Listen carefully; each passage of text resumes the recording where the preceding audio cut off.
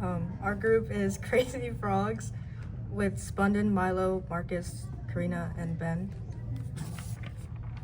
We did confessional poetry versus New York school poetry. Confessional poetry is an American style of poetry from the 50s and 60s that uses the poet's personal life, including things like trauma, intense emotions, and taboo subjects. Some of the characteristics are intimate and personal, and the taboo subjects include death, divorce, sexuality, and mental illness. The origins of the word. The term was popularized by M.L. Rosenheld, and it acted as like the quote-unquote removal of the mask that other poets had worn. The context was around the post-World War II era, including the Cold War and the anxieties about the state of the world. Major figures include Sylvia Plath, Anne Sexton, Robert Lowell, W.D. Snodgrass, and some major works are Heart's Needle by W.D. Snodgrass, Daddy by Sylvia Plath, and All My Pretty Ones. Here's an excerpt from a confessional poet. In a modesty of death, I join my father, who dared so long agone leave me, a bullet on a concrete stoop. This is from John Barrowman's poem, Dream Song 76, which describes his father's suicide. It's a good example, as it is a highly personal problem that he describes and works through with poetry. Now we're on to the New York School of Poetry.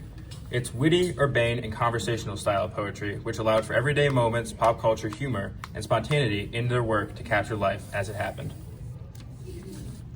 Common characteristics: it's usually conversational, witty, urbane, spontaneous, and it's a mix of high culture, like art and philosophy, with popular culture, like movies and music, and it's strongly influenced by modern visual art, or abstract expressionism.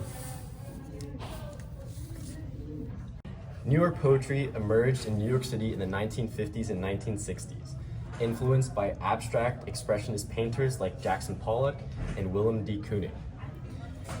This was a reaction to modernism, and it was developed partly against the serious, high political focus of the beat poets.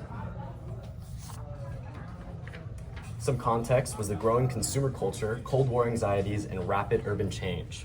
New York became a rise for artists and counterculture. Some of the major figures include Josh Ashbury, Kenneth Koch, and James Schuler.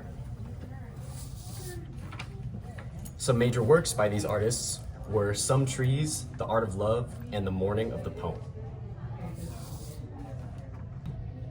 Here's an excerpt from New York poetry. Up on the roof, waiting for the fireworks to begin, in warm winter rain, a moment ago I stepped from the elevator into the black air of an almost New Year. This is a good example, as it captures a moment like New Year's Eve with common diction and describes it as it happens.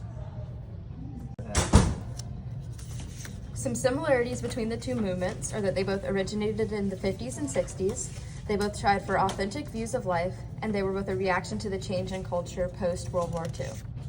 Some differences between them are that confessional style poetry emphasized the more dark parts of life, while New York school poetry was talking about the parts of everyday life. Confessional poetry was more intimate and personal, while New York school poetry was inspired by the culture and arts. In conclusion, while confessional poetry focused on the poet's personal life, New York school poetry offered a more ironic and playful engagement with language and identity, influencing a younger generation of poets away from the serious mood of confessional poetry. Here's our works cited.